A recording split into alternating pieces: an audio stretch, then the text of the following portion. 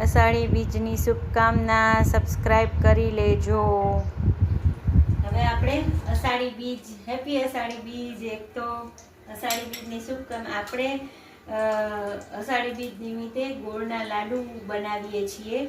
તો અને મારા પપ્પાનો પણ જન્મદિવસ છે આજે, તો એ નિમિત્તે મારા મમ્મી ગોળના લાડુ બનાવતા. તો આપણે આ ભાખરીનો જે કહેવાય એ જાડો લોટ મેં લીધો છે, 1 વાટકો.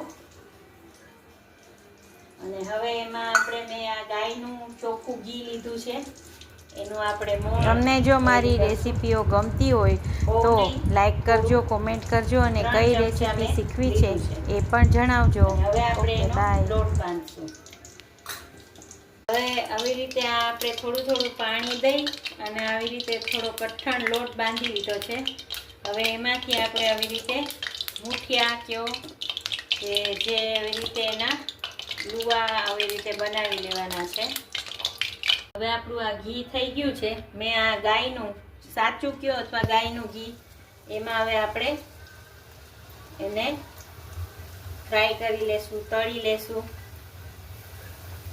બરોબર, તળાય એટલે પાછું આવા મુઠિયા તળી લેવાના.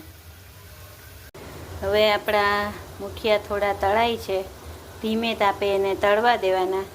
ત્યાં જાયફળ છે, આ લાડુમાં જાયફળ અને ખસખસ અને કાજુ બદામ તો તમારે જે પ્રમાણે નાખવા હોય.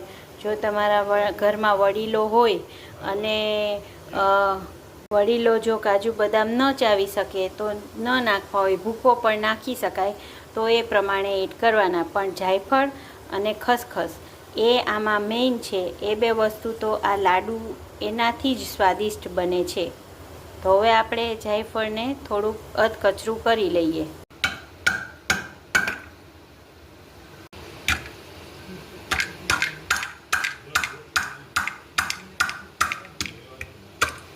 હવે આવા ગુલાબી જેવા તળાઈ ગયા છે, એટલે હવે આપણે એને ઘીમાંથી ઉતારી લઈશું.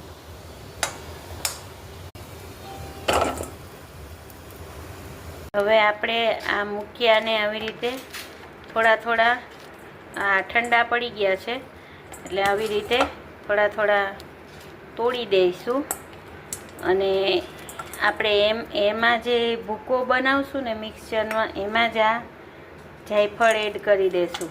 એટલે આપણે જાયફળ છે એ વચ્ચે ના આવે, એમાં પીસાઈ જ જશે ભેગું. અને કાજુ બદામ પણ રેડી થઈ ગયા છે, એને પણ આપણે એમાં મિક્સ કરી દઈશું. પછી ખાલી ગોળને એ પાવડરમાં મિક્સ કરી અને લાડુ વાળી લેશું.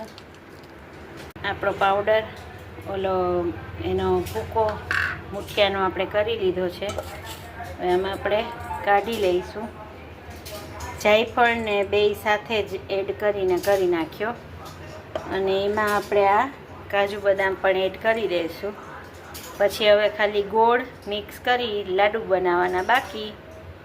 આજે હું આખી થાળી જ બનાવું છું, આપણે અષાઢી બીજ નિમિત્તે. હવે આપણે આ કાલે જે લાડુ તળ્યું હતું ને એ જ ઘી છે. આ 2 ચમચા ભરીને જ ઘી લીધું છે. કારણ કે જો આ લાડુમાં જો ઘી વધારે બહુ જ ઘી છૂટે એટલે ઉપરથી પછી નાખવું પડે ને, તો આપણે નાખશું. પણ અત્યારના આપણે ગોળ ઓગાળવા જેટલો આપણે 1 વાટકો લોટ લીધો હતો, એટલે આ 1 વાટકો ગોળ લીધો છે. અને આપણે આ આટલું જે છે એ દળ બન્યું છે. તો હવે આપણે છે ને આ ગોળ ઓગાળી લઈએ આમાં. એટલે આમાં ગોળ ઓગળવા દેવાનો. હવે આપણે આ જો ગોળ સાવ ઓગળી ગયો છે, એટલે આપણે આ ગોળ છે ને આમાં એડ કરી દેવાનો.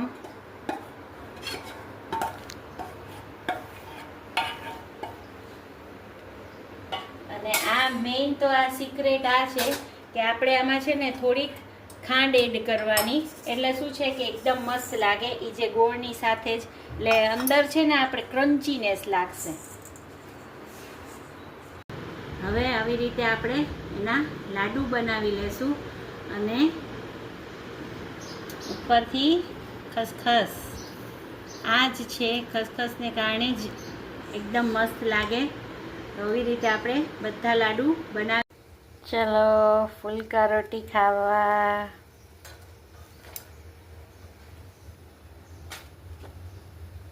અષાઢી બીજની શુભકામનાઓ. આપણે ગુજરાતી દાળ સાલી અને મેન આજે પૂજસ કિચનમાં ફર્સ્ટ ટાઈમ મીઠું બનેલું છે. ચાલો ફૂલ ગુજરાતી થાળી જમવા. છાશ પણ છે.